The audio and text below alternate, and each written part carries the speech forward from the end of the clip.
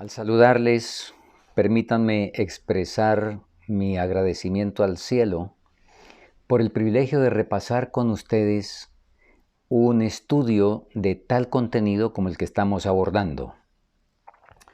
Agradezco también profundamente a quienes han escrito mensajes de complacencia y estímulo, y al tener dificultad de responder a cada uno de esos mensajes, estoy solicitándoles que por favor reciban esta expresión de mi parte de agradecimiento. Vamos a abrir nuestras Biblias en 2 de Timoteo, el capítulo 4. 2 de Timoteo, capítulo 4. Y por supuesto, debemos pedir la ayuda divina.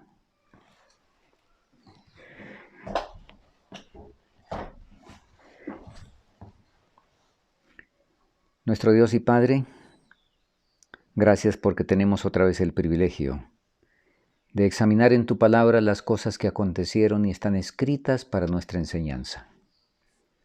Danos el espíritu correcto, el sentir correcto, el que nuestra mente pueda ser iluminada, pero especialmente enternecido nuestro corazón siempre que abrimos tu palabra.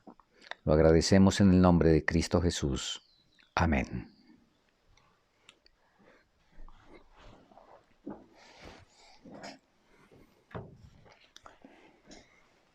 Leemos nuestro texto de partida, 2 de Timoteo 4, 1 al 4. Te requiero, pues, delante de Dios y del Señor Jesucristo, que ha de juzgar a los vivos y a los muertos en su manifestación y en su reino. Predica la palabra, insta a tiempo y fuera de tiempo, redarguye, reprende, exhorta con toda paciencia y doctrina. Porque vendrá tiempo cuando no sufrirán la sana doctrina. Antes, teniendo comezón de oír, se amontonarán maestros conforme a sus propias concupiscencias, y apartarán de la verdad sus oídos, y se volverán a las fábulas. Este pasaje ilustra muy bien nuestro capítulo de estudio, porque pinta el conflicto entre el bien y el mal. Necesitamos que el impacto de esta palabra pueda tocar nuestra vida. Y al ver este conflicto, entonces podremos tener una visión mejor de cuál debe ser nuestro papel dentro de él. Permítanme agregar una palabra a nuestro título: Progresos y problemas de la Reforma. Y vamos a entrar en materia con la parte de la historia, como hemos hecho en nuestro estudio.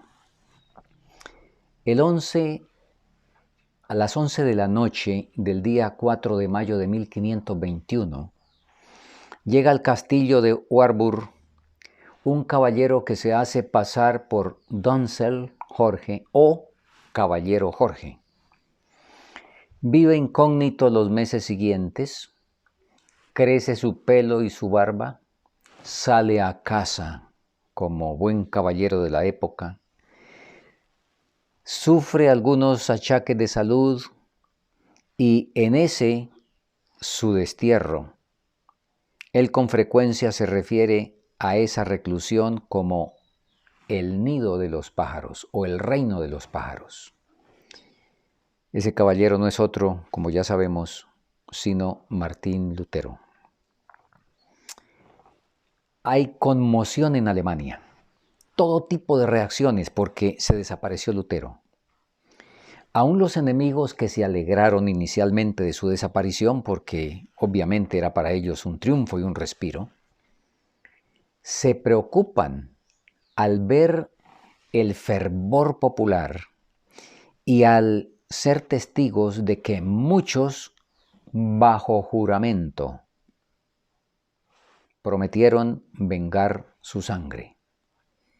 Y uno de ellos, leímos en nuestro estudio, uno de esos fanáticos perseguidores papistas, dijo lo siguiente: el único remedio que nos queda para salvarnos consiste en encender antorchas e ir en busca de Lutero por toda la tierra para devolverlo a la nación que lo reclama.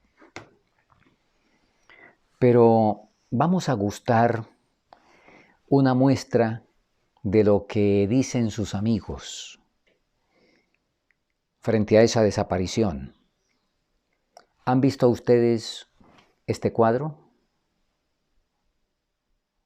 Manos que oran. Es una pintura conocida desde 1508. Detrás de ese cuadro hay una sensible historia que me empuja a una breve estación en nuestro tema. En una aldea pobre de Nuremberg, en Alemania, un padre de 18 hijos trabajaba 16 horas diarias, además de otros trabajos artesanales, para poder sostener a esa familia. Por supuesto, había muchas necesidades y dos de los hijos tenían grandes deseos de ser pintores. No habían los recursos. Entonces ellos hicieron un acuerdo.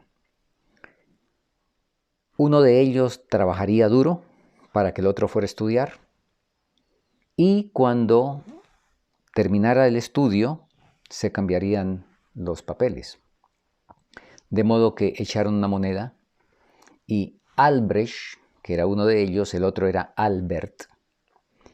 Albrecht fue el que recibió el beneficio de ir a estudiar. Se fue.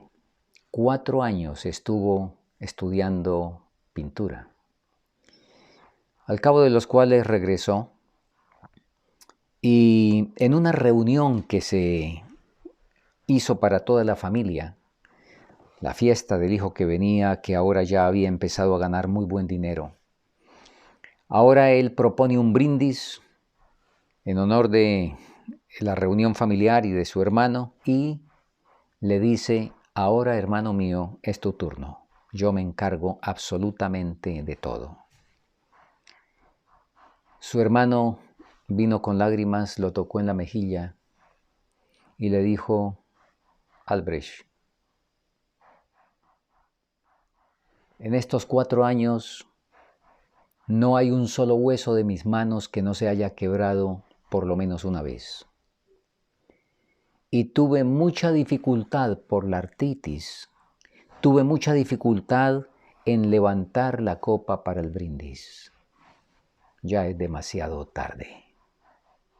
Fue una escena conmovedora. Como resultado de eso, Alberto pintó el cuadro Manos que oran, que ha sido el más famoso de cuantos él haya pintado y que tiene detrás una historia que muestra el amor, la dedicación, la abnegación, el sacrificio. Este era el tipo de gente que defendía a Lutero, porque ese Alberto que pintó ese cuadro escribió lo siguiente en su diario el 17 de mayo. ¿Vive todavía? Hablando de Lutero. ¿Vive todavía? ¿Le habrán asesinado? Si le han matado, ha sucumbido a la muerte por la verdad cristiana. Oh Dios, vuelve a darnos un hombre semejante a este, que inspirado por tu espíritu reúna los restos de la Santa Iglesia. Esos meses aislado en el castillo no fueron un descanso sabático para Lutero. En Warburg, el reformador finalizaría en junio su trabajo sobre la cuestión del libre albedrío. También publicó un trabajo sobre la confesión. Además realizó exposiciones de algunos salmos y una traducción del comentario sobre el Magnificat de Lucas. Durante el verano estuvo trabajando en algo que se llamó apostillas en alemán, que era una serie de sermones explicativos de Adviento para predicadores y un conjunto de lecturas litúrgicas de las Escrituras para Navidad. En noviembre de 1521 termina el escrito El juicio de Martín Lutero sobre los votos monásticos Y fue una obra interesante dedicada a su padre Hans, quien se había mostrado contrario a que su hijo, como ustedes recuerdan, tomara esos votos monásticos. Durante ese periodo en el castillo de Warburg, también escribe El abuso de la misa, un escrito que tuvo mucha repercusión. Pero, como ya lo hemos dicho, la obra maestra en ese tiempo fue la traducción de todo el Nuevo Testamento al alemán, un trabajo que apareció en el mes de septiembre de 1521. Y para esa traducción, Lutero empleó la segunda edición del texto griego que había publicado el famoso Erasmo de Rotterdam en 1519.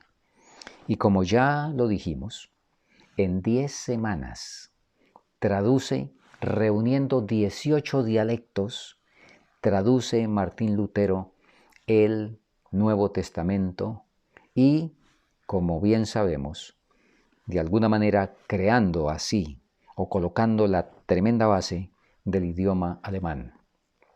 Esa traducción fue revisada por el erudito Felipe Melanchthon, experto en griego, y publicada en 1522. Esos escritos se propagan como fuego en el rastrojo. La obra avanza, pero, y ustedes saben que es un pero, leemos lo siguiente. Sin embargo, Satanás no estaba dispuesto, no estaba ocioso. Satanás, empero, no estaba ocioso. Intentó lo que ya había intentado en otros movimientos de reforma, es decir, engañar y perjudicar al pueblo, dándole una falsificación en lugar de la obra verdadera. Así como hubo falsos cristos en el primer siglo de la Iglesia cristiana, así también se levantaron falsos profetas en el siglo XVI. Se levantó un movimiento fanático con iluminados que se autoproclamaban apóstoles y profetas y que completarían, según ellos, lo que Lutero no había podido completar. El resultado fue en caos, anarquía. Estudiantes dejan de hacerlo en la Universidad de Wittenberg y la reforma, nos dice nuestro estudio, es arrastrada casi al borde de la ruina. Le llegan las noticias a Lutero. Ahora, no olvidemos que el decreto imperial lo había proscrito y cualquiera podía y debía apresarlo y entregarlo a las autoridades.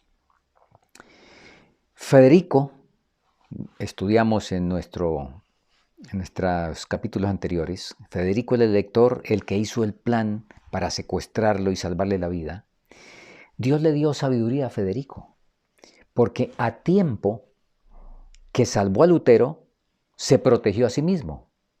Como si había desaparecido Lutero, él no estaba obligado, no podía cumplir el decreto imperial que a él, por así decirlo, el decreto presidencial que al gobernador le tocaba ejecutar. Así es de que el Señor da sabiduría y en esto se cumple la palabra, sabe el Señor librar a los piadosos. De modo que Lutero tiene humanamente hablando, una deuda con Federico. Le ha salvado la vida. Y ahora Lutero entonces va a exponer a Federico, a ponerlo en apuros. Bueno, Lutero tiene muy claro lo que dice la palabra. El que ama padre, madre, mujer o hijos más que a mí, no es digno de mí. De modo que le escribe a Federico diciéndole, heme aquí, dispuesto a sufrir la reprobación de su Alteza.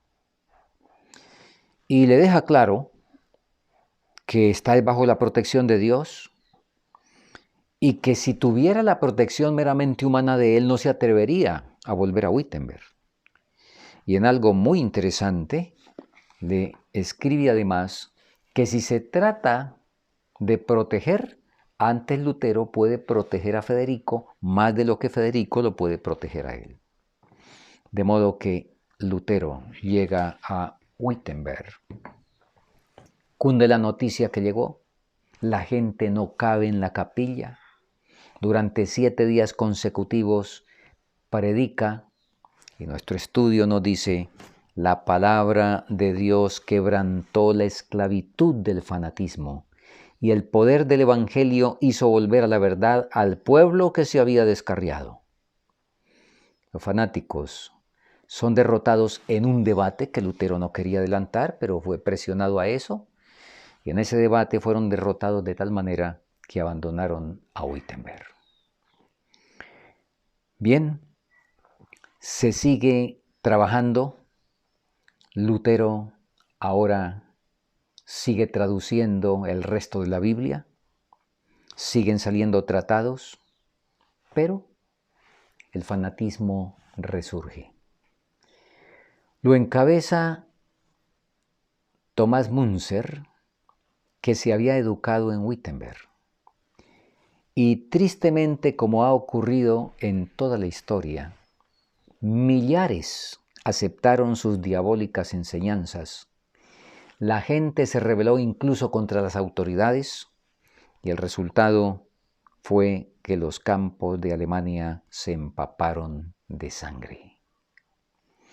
La angustia se apodera del corazón de Lutero, una angustia mayor de la que había tenido allá en el convento en Erfurt, al ver los resultados del fanatismo y que eso era considerado como los efectos y resultados de la Reforma. Todo lector bíblico sabe que esto siempre ha sido así. Elías fue acusado de turbar a Israel. Jesús fue acusado de alborotar al pueblo. Pablo de profanador del templo. A través de toda la historia ha sido así. Instrumentos que Dios ha levantado para reformar una iglesia decaída y tibia. Sencillamente, al venir fanáticos e incorporarse y tomar ese nombre y asistir a las reuniones y decir que son de los mismos, atribuir a los desmanes, a las herejías y a todos los problemas de los fanáticos, atribuirlos a los que realmente el Señor ha levantado como instrumentos. Toda la vida ha sido así y seguirá siendo así hasta el mismo fin. Lutero defendió denodadamente todos esos ataques. Su arma fue esta. Y como ya referí, el Nuevo Testamento, corregido por Melanchthon o revisado por Melanchthon, fue liberado y dada esa aceptación, Lutero siguió traduciendo toda la Biblia, de modo que el Nuevo Testamento y la Biblia entraron en los monasterios. Monjes sinceros, como lo era ese Agustino Martín, que querían cambiar su vida de holgazanería y de vacío por algo de contenido. Esos monjes sinceros cruzaban las provincias vendiendo los escritos de Lutero y compartiendo también el Nuevo Testamento. Y sin duda que ese fue un origen, por así decirlo, o parte del origen de lo que los adventistas llamamos colportaje. En poco tiempo, Alemania pululaba con esos intrépidos colportores. Y de esa manera resplandeció la luz en medio de las tinieblas, la verdad se abrió paso y fue creciendo. Muy bien, eso es lo que más o menos hemos tenido así en un viaje apresurado. En el capítulo que estamos considerando, ahora vamos a extraer las lecciones. Un servidor ha insistido y seguirá insistiendo que si no extraemos los principios si no aplicamos los métodos que el Señor inspiró a esos hombres. Si no hacemos esto, entonces habremos tenido apenas un tiempo de entretenimiento histórico. Por lo tanto, analicemos el problema, la magnitud del mismo, que como leímos, arrastró a la Reforma al borde de la ruina. ¿En dónde se originó eso? Primer punto. Muy bien. El origen ya había sido predicho aquí. Abrimos la palabra en Hechos capítulo 20 y los versículos 29 y 30. Hechos capítulo 20, versículos 29 y 30. Porque yo sé que después de mi partida entrarán en medio de vosotros lobos rapaces que no perdonarán el rebaño. Y de vosotros mismos se levantarán hombres que hablen cosas perversas para arrastrar discípulos tras sí. Y Judas, en el versículo 4, complementa diciendo: porque algunos hombres han entrado encubiertamente, hombres impíos que convierten en libertinaje la gracia de nuestro Dios. La palabra había dicho que de dentro, de vosotros mismos. Y lo que dice la ley, pues es confirmado por el testimonio. El testimonio dice así, en Mensajes Selectos, tomo 1, página 142. Tenemos mucho más que temer de enemigos internos que de externos.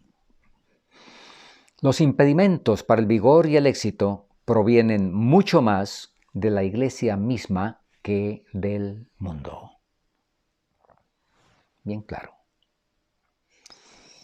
El problema revistió la gravedad que revistió justamente por eso.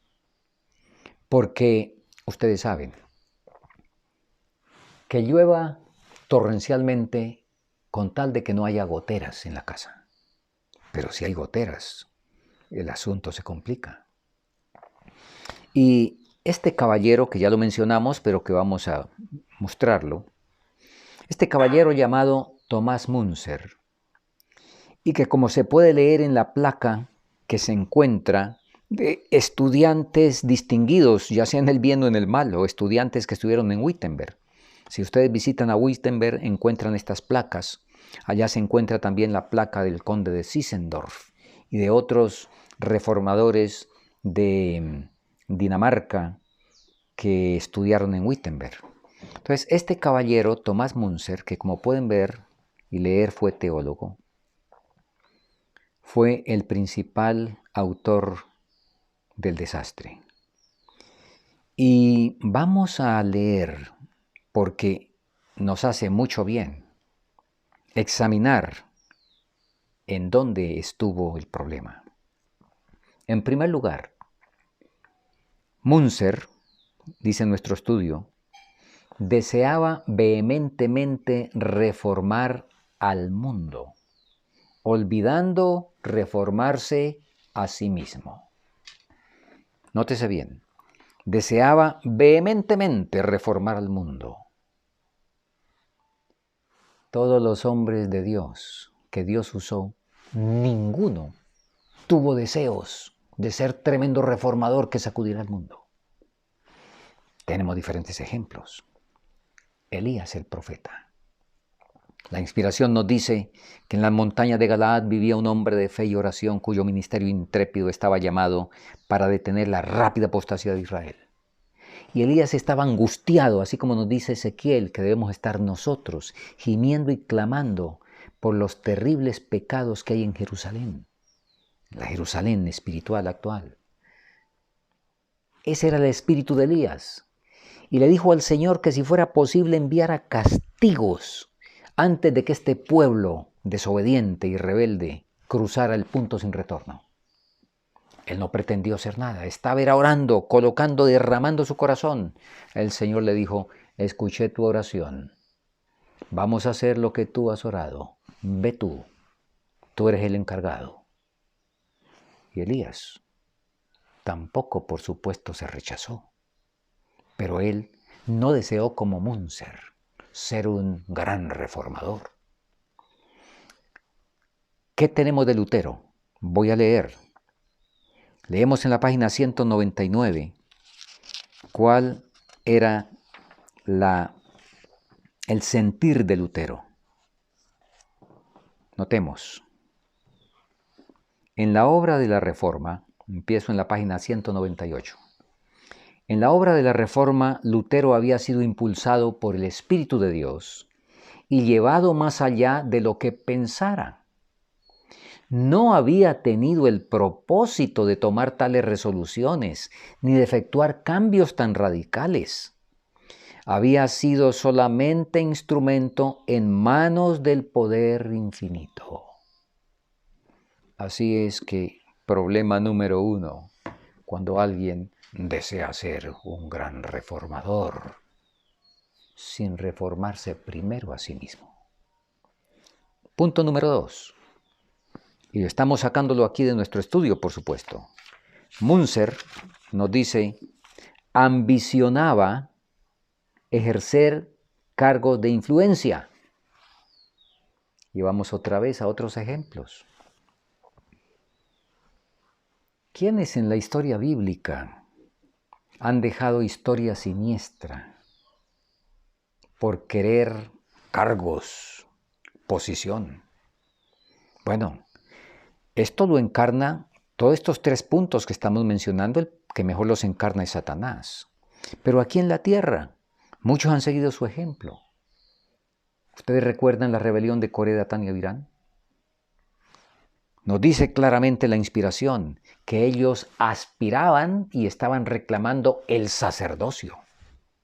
Estaban reclamando cargos, influencia. Y de paso, muchos equivocadamente, para defender simplemente administraciones, autoridades eclesiásticas, invocan la rebelión de Coré como un pecado por rebelarse contra la autoridad humana. Nada tan fuera de la Biblia como eso. Porque de eso no se trata. El que sigue la verdad debe estar dispuesto a obedecer a Dios antes que a los hombres. No interesa el hombre cómo se llama. No interesa. Y eso es lo que siempre han hecho los fieles. Y en este caso, Moisés tenía la verdad y estaba en lo correcto. Y los otros estaban en lo incorrecto. De modo que un segundo punto letal que muestra los motivos torcidos es este: ambicionaba ejercer cargos e influencia. Y como tercer punto, nuestro estudio nos dice que Tomás Munzer no quería ocupar el segundo lugar ni siquiera bajo Lutero. Y aquí, ¿a quién se les parece por encima de todo? A Lucifer. Recuerden que Lucifer ocupaba en el cielo el segundo lugar entre la hueste angélica. El segundo lugar después de Cristo. Pero Lucifer no quería ocupar ese lugar. Aquí tenemos un fiel representante suyo. Ahora, un jefe que tenga estas 3 aspiraciones, que desee hacer grandes cosas y reformar el mundo, que ambicione cargos e influencia, y que no se conforme con ocupar un segundo lugar, ¿será que consigue gente?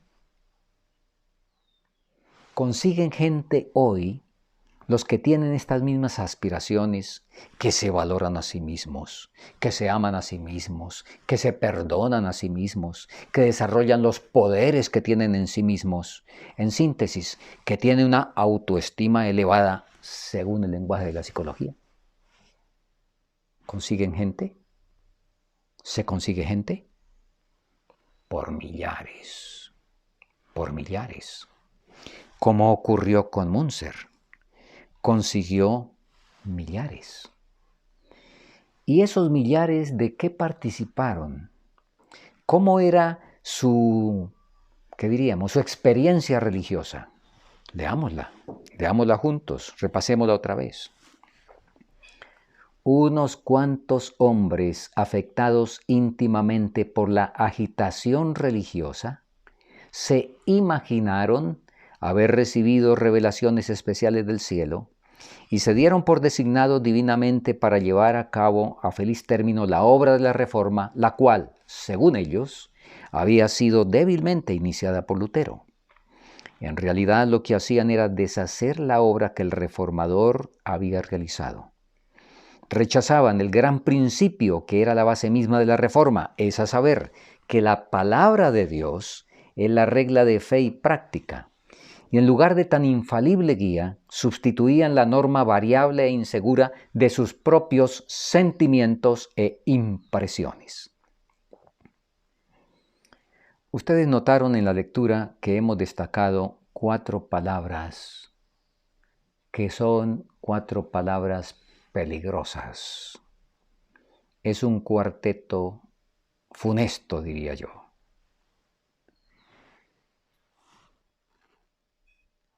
Tres de esas palabras las creó el Señor, pero dentro de un marco totalmente distinto.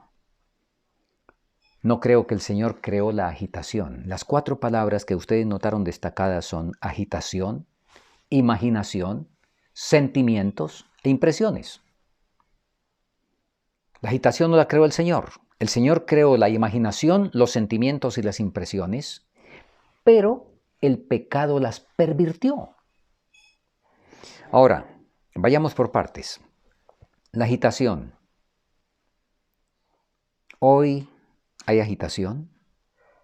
¿También estas 4 cosas ocurren hoy?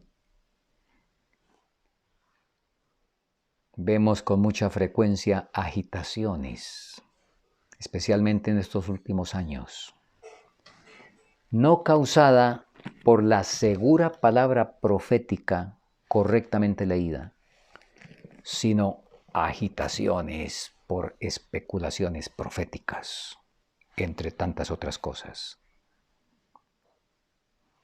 La imaginación. Dice que ellos se imaginaron que habían recibido revelaciones del cielo. Les propongo que esta imaginación puede ser uno de 2 aspectos. Número 1, que no existió. Número 2, algo que sí existió, pero a lo cual le dieron un origen distinto al que realmente tenía. Espero estarme haciendo entender. En otras palabras, atribuyeron que era una revelación del cielo, se imaginaron que era del cielo cuando era de Satanás. ¿Sabe Satanás excitar la imaginación? Por supuesto. ¿De qué otra cosa entonces participaban estos fanáticos? El sentimentalismo, dando curso a los sentimientos, teniendo una religión de sentimientos. Y lo voy a ilustrar con un incidente del cual un servidor, y permiso cuento esta historia personal, del cual fui testigo hace cuánto, 42, 43 años, 1979. Asistimos a una reunión internacional con miles de delegados y el sábado hubo un concierto, sábado de tarde. Para ese número de asistentes, pues tocó un coliseo con capacidad para miles de espectadores, unos 4,000, 5,000. Empezó un concierto de un ruido ensordecedor, porque ustedes saben, y les recuerdo que la música posee básicamente 4 elementos: melodía, armonía, acompañamiento y ritmo.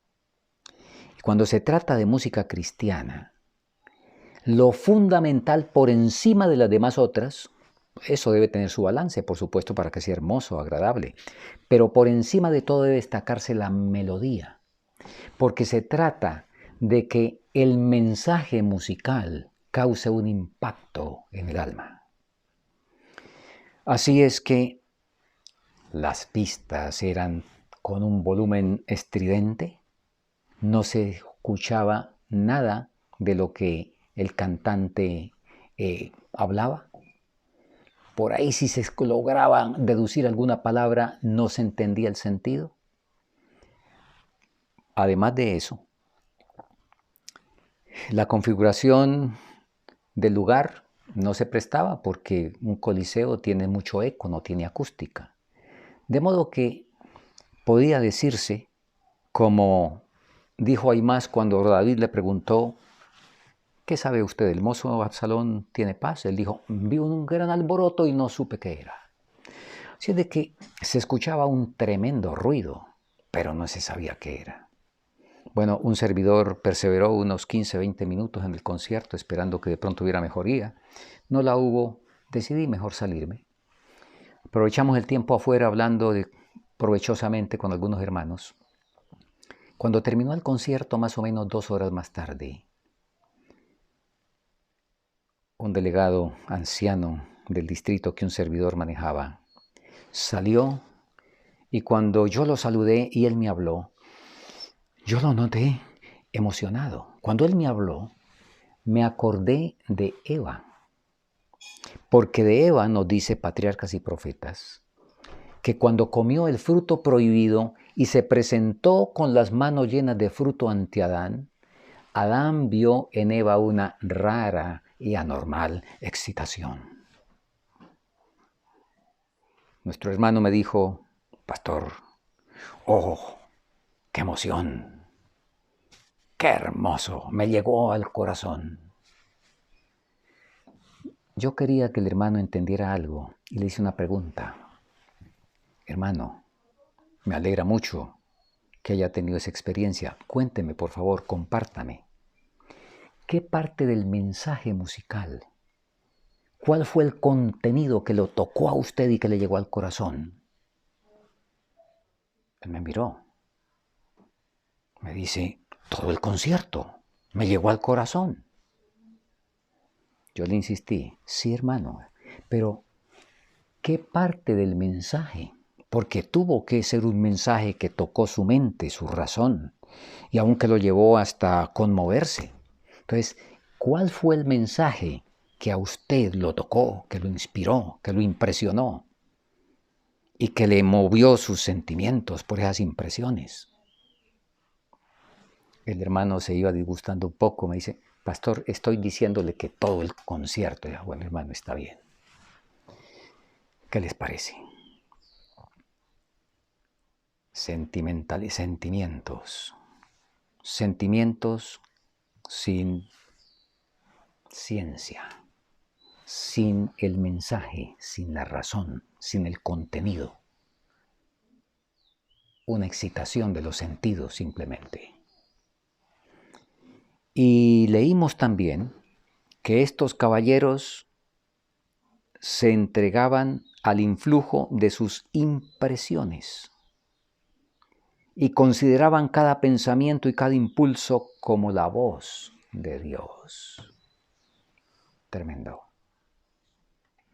Hasta hoy, y nunca se acaban grupos de personas que se dirigen es por impresiones, que oran largo y fervorosamente para saber si deben cocinar para el desayuno avena o centeno. Y entonces oran y hasta no recibir una impresión, no dan ningún paso.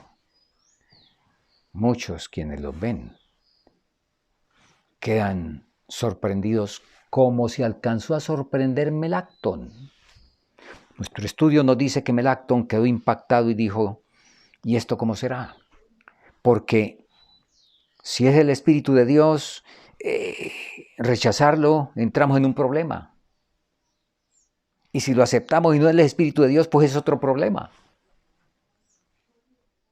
El fanatismo tiene la capacidad de impresionar a unos cuantos espíritus, a unos cuantos.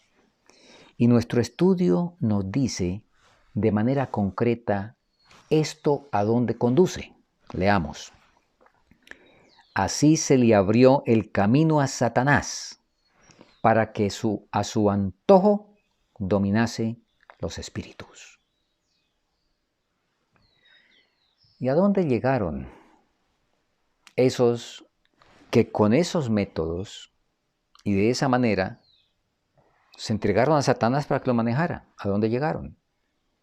Bueno, ya leímos que ellos que consideraban como suprema cada pensamiento, cada impulso como la voz de Dios. ¿Qué más hicieron? Aquí nuestro estudio nos dice, algunos llegaron hasta quemar sus Biblias, exclamando, la letra mata, el espíritu es el que da vida. Las enseñanzas de Munzer apelaban a la afición del hombre a lo maravilloso. Nos gusta lo sensacional, nos gusta lo espectacular, peligroso. Las enseñanzas de Munzer apelaban a la ficción del hombre, a lo maravilloso, y de paso daban rienda suelta a su orgullo al colocar en realidad las ideas y las opiniones de los hombres por encima de la palabra de Dios. No tengo el tiempo para contarles una experiencia en relación con esto que tuve, de alguien que colocaba sus impresiones por encima de la clara palabra de Dios y decía, no fue que el Señor me mostró y yo recibí la impresión. Y yo no discuto que no reciban impresiones. Por supuesto que las recibían. El problema es de quién las recibían. Aquí esta gente daba rienda a ese orgullo que colocaba las ideas y las opiniones de los hombres por encima de la palabra de Dios. Y, lamentablemente, millares de personas aceptaban sus doctrinas. Pronto llegó a condenar el orden en el culto público y declaró que obedecer a los príncipes era querer servir a Dios y a Belial. Y entonces, ya lo mencionamos brevemente, pero vamos a concretarlo más, el pueblo que empezaba a emanciparse del yugo del papado tascaba el freno bajo las restricciones de la autoridad civil. Tenía ese problema el pueblo. Ahora, las enseñanzas revolucionarias de Munzer, con su presunta aprobación divina, y quizá recordemos esto, dice, el pueblo que acababa de emanciparse del yugo del papado, pero tascaba el freno de las restricciones de la autoridad civil. No olvidemos que Carlos V había jurado que iba a entregar su corona, su reino, su sangre y lo que fuera para acabar con la herejía. Y en esas condiciones entra este fanatismo, y entonces esas enseñanzas revolucionarias de Munzer, con su presunta aprobación divina, los indujeron a sublevarse contra toda sujeción y abandonarse a sus prejuicios y a sus pasiones. Siguiéronse las más terribles escenas de sedición y contienda, y los campos de Alemania se empaparon de sangre.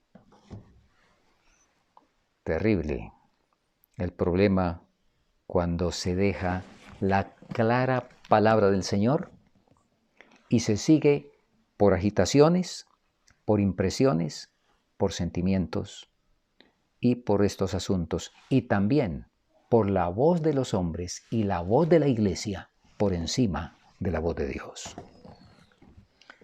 ¿Cómo hizo frente Lutero a ese problema tan serio? Nuestro estudio nos lo dice.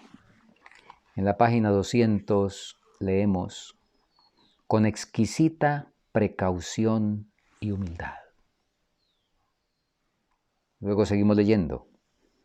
Exhortó con sabiduría y mansedumbre. Como tercer punto, no forzar a nadie, no constreñir a nadie.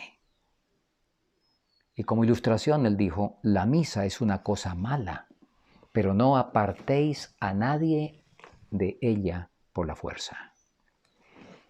Y el arma de Lutero es la misma que ahora la tenemos nosotros también, inclusive con más iluminación, y digo más iluminación por ser traducciones, bueno, hay muchas traducciones, pero tenemos más elementos de luz que los que tuvo Lutero.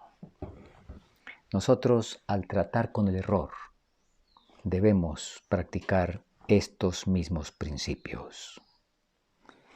No olvidemos lo ya estudiado y no olvidemos lo siguiente. Y leo de la Historia de la Redención, la página 370, lo que ya leímos en una ocasión anterior. La Reforma no terminó con Lutero, como muchos suponen. Debe continuar hasta el fin de la historia del mundo. Lutero y sus colaboradores llevaron a cabo una noble tarea en favor de Dios, pero como salieron de la Iglesia Católica, como habían creído ellos mismos sus doctrinas y las habían defendido, no se podía esperar que descubrieran de golpe todos sus errores. Su obra consistió en quebrantar las cadenas de Roma y dar la Biblia al mundo, pero había importantes verdades que no descubrieron y graves errores a los que no renunciaron. Queridos hermanos, amigos, nosotros somos más privilegiados que Lutero. Tenemos mucho más que Lutero, pero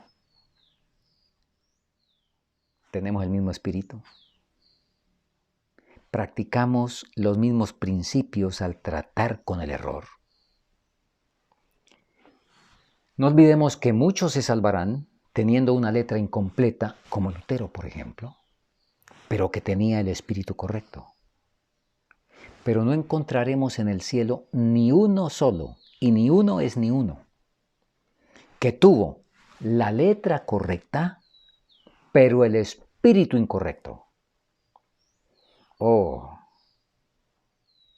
ni se hable entre nosotros de seguir el ejemplo de Münzer, que quería reformar la iglesia, que quería reformar el mundo, pero no quería negarse a sí mismo, no quería permitir que la reforma cambiara su corazón. Nosotros necesitamos entender algo. La reforma, en lo que respecta a la parte doctrinal, ya terminó. El mensaje que en su gran bondad el Señor nos entregó al pueblo adventista entre los años 1844 y 1888 constituye toda la verdad que se debe saber para salvación. No hay más verdades que se necesiten para salvación.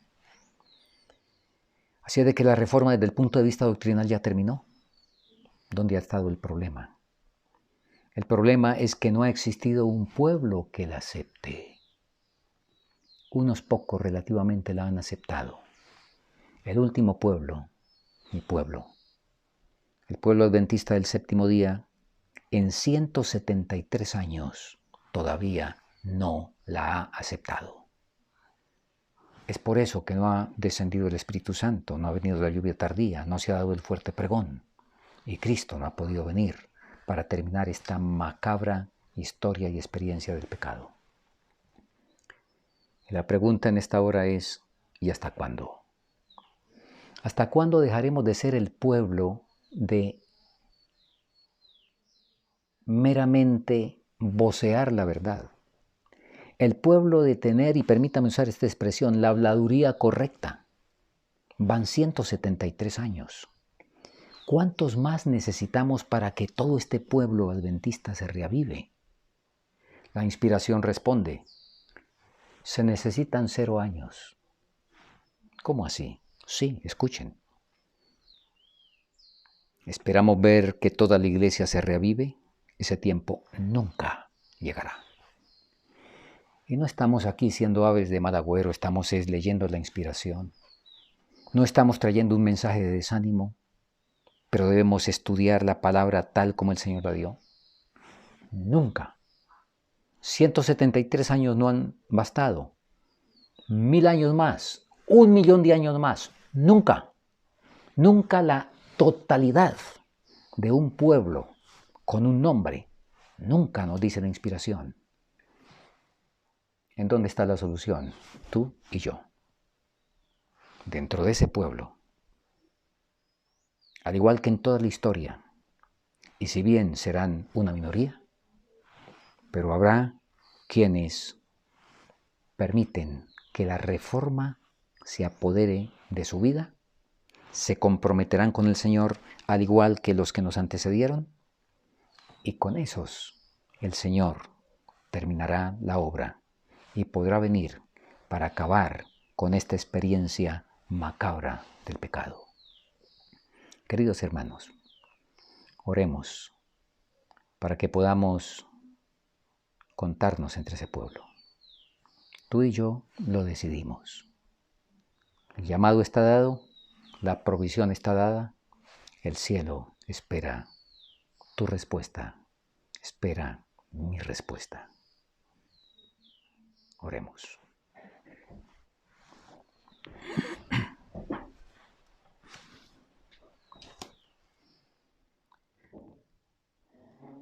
Padre Celestial, muchas gracias una vez más por tu palabra y por todos aquellos que nos han antecedido para dejarnos estímulo, motivación y mostrar en su ejemplo y su testimonio aquella luz verdadera que alumbra al mundo. Sabemos que esa luz debe alumbrar principalísimamente y de manera particular nuestros corazones. Oh Señor, que el lucero de la mañana pronto salga en nuestros corazones, se manifieste completamente y podamos entonces ver el lucero que vendrá de las nubes de los cielos. Favores que agradecemos en Cristo Jesús nuestro Salvador. Amén. Amén. En la próxima sesión tenemos otro capítulo extraordinario, el origen del protestantismo. Veremos unas cosas sumamente interesantes y, por supuesto, muy edificantes para nuestra experiencia cristiana. Hasta entonces.